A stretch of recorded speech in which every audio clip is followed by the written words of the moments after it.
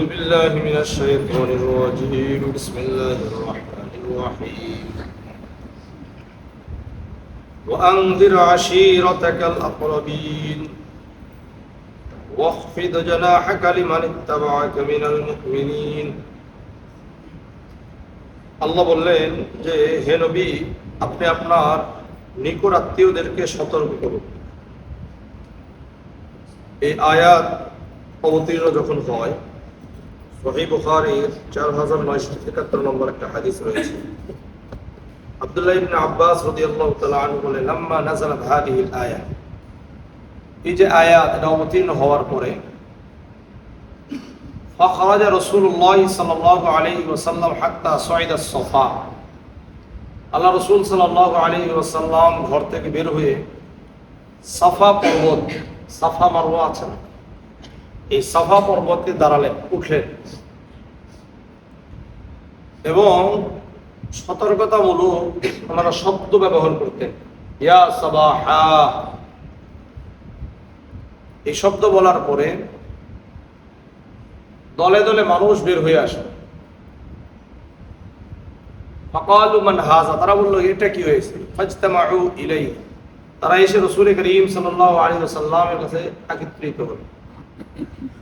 ফাকালা আরাআইতুম in আখবারতুকুম আন্না খাইলান তাখরুজু মিন সাফহি হাদাল জাবাল, রাসূল বলেন আমি যদি তোমাদেরকে এই সংবাদ দিই যে এই পাহাড়ের পাদদেশে একটা অশ্বারোহী সৈন্যবাহিনী তোমাদেরকে আক্রমণ করার জন্য অপেক্ষা করছে, আকুনতুম মুসাদ্দিকিয়া, তোমরা কি আমাকে বিশ্বাস করবে?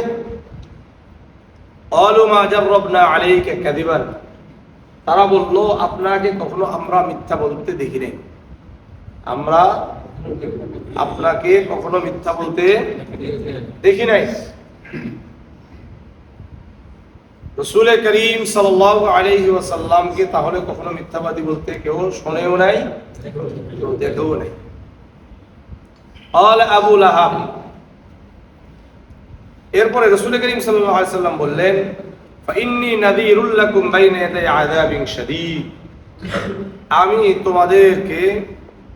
তোমাদের সামনে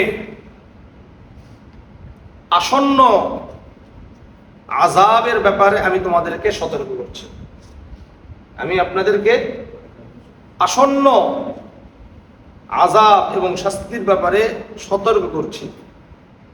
ক্বাল আবু লাহাব তাব্বান লাকা জামাআতনা ইল্লা লিহাযা, এই জন্যই কি তুমি আমাদেরকে একত্রিত করেছো? তোমার ধ্বংস হোক, তোমার কি হোক? ধ্বংস হোক। এতদিন কি বলছে?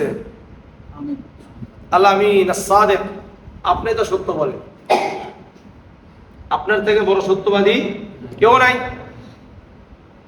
এখানে দুটি বিষয়, এক নম্বর যিনি দাঈ হবেন তাকে সত্যবাদী হওয়া উচিত, তাকে কি হতে হবে?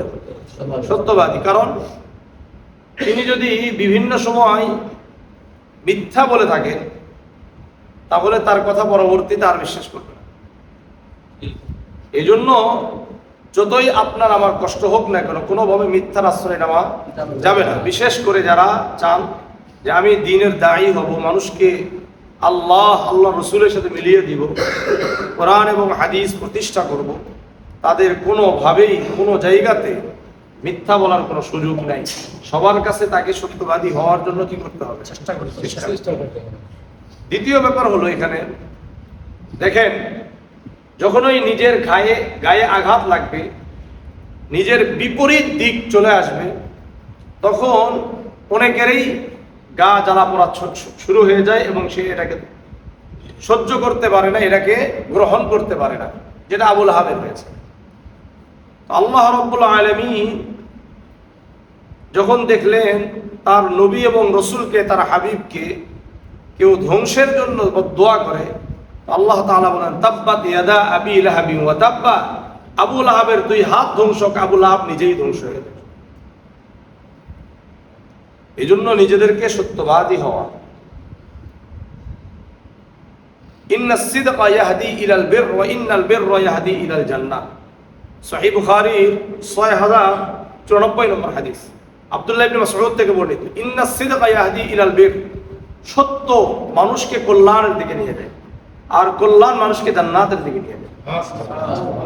ওয়া ইন্নাল কাযিবা ইয়াহদি ইলাল ফুজুর, মিথ্যা মানুষকে আমাদেরকে ফুজুর গুনাহের দিকে নিয়ে যাবে, আর গুনাহ আমাদেরকে জাহান্নামের দিকে নিয়ে যাবে।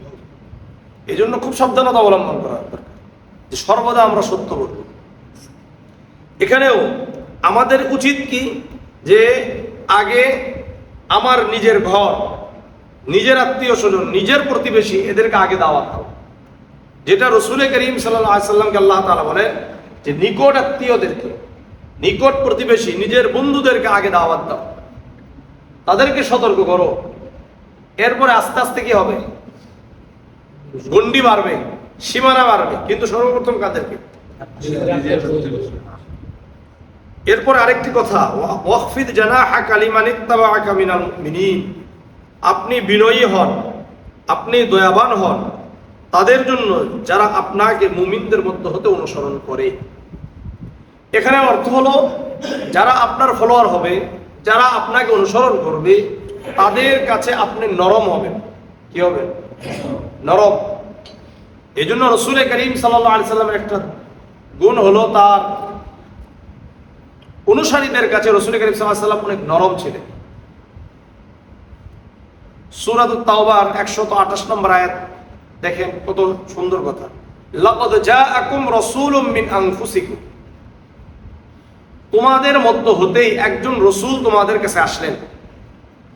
আজিজুন আলাইহি, যিনি তোমাদের হিতাকাঙ্ক্ষী, তোমাদের হিতাকাঙ্ক্ষী এক। আনিতুম হারিসুন আলাইকুম, এবং তোমাদের ক্ষতির যা হয় এটার ব্যাপারে উনি খুবই কষ্ট পান। তোমাদের যদি কোনো কি হয়, ক্ষতি হয়, তোমরা যদি কোনো ভাবে কষ্ট পাও, তাহলে রাসূল কষ্ট পায়। হারিসুন আলাইকুম বিল মুমিনিনা রাউফুর রহিম, এবং যিনি মুমিনদের প্রতি স্নেহশীল এবং করুণা পরায়ণ। রউফ এবং রহিম এই দুটা কার সিফত? আল্লাহর সিফত। কিন্তু আল্লাহ এই দুই শব্দকে রাসূলুল্লাহর জন্য নিজে ব্যবহার করেছেন।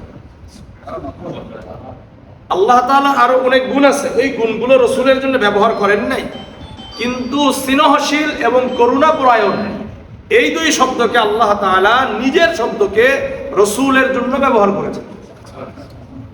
তাহলে রাসূল মুমিনদের প্রতি কতটা স্নেহ পরায়ণ ছিলেন এবং করুণা পরায়ণ ছিলেন। সুতরাং আমাদের যারা ভাই থাকবে এদের ব্যাপারে খুবই কি হতে হবে? নরম হতে হবে। সূরা আলে ইমরানের 159 নম্বর আয়াত, ফাবিমা রাহমাতিম মিনাল্লাহি লিনতা লাহুম, অতএব আল্লাহর অনুগ্রহ যে আপনি তাদের জন্য, অর্থাৎ আপনার যারা অনুসারী তাদের ব্যাপারে তাদের প্রতি আপনি খুব কি ছিলেন? নরম ছিলেন। কি ছিলেন? ওয়ালাউ কুনতা ফাজ্জান গালিজাল কলবি, যদি আপনার অন্তরটা কর্কশ হতো, কঠোর হৃদয়ের হতো, লানফাদ্দু মিন হাওলিক, আপনার চারপাশে থেকে চতুর্পাশে তারা থাকতো না, আস্তে আস্তে তারা দূরে সরে যেত। আমরাও যদি আমাদের ভাষা যদি কর্কশ হয়, আস্তে আস্তে মানুষ কি হবে? সুতরাং যারা দায়ী হবে তাদেরকে কি হওয়া উচিত? নরম মেজাজের হওয়া উচিত। কথাগুলো নরম হবে, কথাগুলো কি হবে? নরম হতে হবে। কথা নরম না হলে আস্তে আস্তে সবাই কি হয়ে যাবে? দূরে সরে যাবে। যদি আমরা নরম হতে পারি তাহলে আমাদের কাজ কি বেশি হবে। বিশেষ করে দাওয়াতের ময়দানগুলো হলো নরমের জায়গা। আমি আপনাদেরকে বারংবার বলেছি, রাজনীতি এবং জিহাদের ময়দান হলো কঠোরতার জায়গা, দাওয়াতের ময়দান নরমের জায়গা। যত বেশি নরম সুন্দরভাবে কথা বলবে, মার্জিত ভাষায় কথা বলবে, তত বেশি আকৃষ্ট হবে মানুষ আল্লাহ তাআলার প্রতি, রাসূলের প্রতি মানুষ অগ্রগামী হবে, থাকবে ইনশাআল্লাহ। এই জন্য আমাদের কি হওয়া উচিত? আমরা সবাই দায়ী তো নাকি? দায়ী হতে চান? দায়ী মানে কি? মানুষকে আল্লাহর সাথে মিলিয়ে দেওয়া। মানুষকে কার সাথে? এই কাজটা সবাই করবো তো ইনশাআল্লাহ। এই জন্য কি হওয়া উচিত? নরম। কি হওয়া উচিত? নরম। হ্যাঁ, রসুল লাইসা বিফাজ্জিন ওয়ালা গলিজিন ওয়ালা সাখাবিন, রসুল কর্কশ ভাষী ছিলেন না, রসুল অশ্লীল ভাষী ছিলেন না। লাইসাল মুমিনু বিত্তাআন, জামে তিরমিজির 1977 নাম্বার। রসুল বলেন লাইসাল মুমিনু বিত্তাআন, মুমিন কখনো তিরস্কারকারী হবে না। কি হবে না? ওয়ালাল লাআন, অভিশাপকারী হবে না। ওয়ালাল ফাহিশি, মুমিন কখনো অশ্লীল ভাষী হবে না। ওয়ালাল বাজি, রসুল মুমিন কখনো কর্কশ ভাষী রুক্ষভাষী হবে না। সুতরাং আমাদের রুক্ষভাষী হওয়া যাবে না, আমাদের অভিসম্পাদকারী হওয়া যাবে না, আমাদের তিরস্কারকারী হওয়া যাবে না, আমাদের অশ্লীল ভাষী হওয়া যাবে না। তাহলে ইনশাআল্লাহ আমার আপনার দ্বারা দুনিয়াতে কিছুটা কাজ হবে। আল্লাহ আমাদের সবাইকে নরম ভাষী হওয়ার তৌফিক দান করুন, মানুষের প্রতি দরদি হওয়ার তৌফিক দান করুন।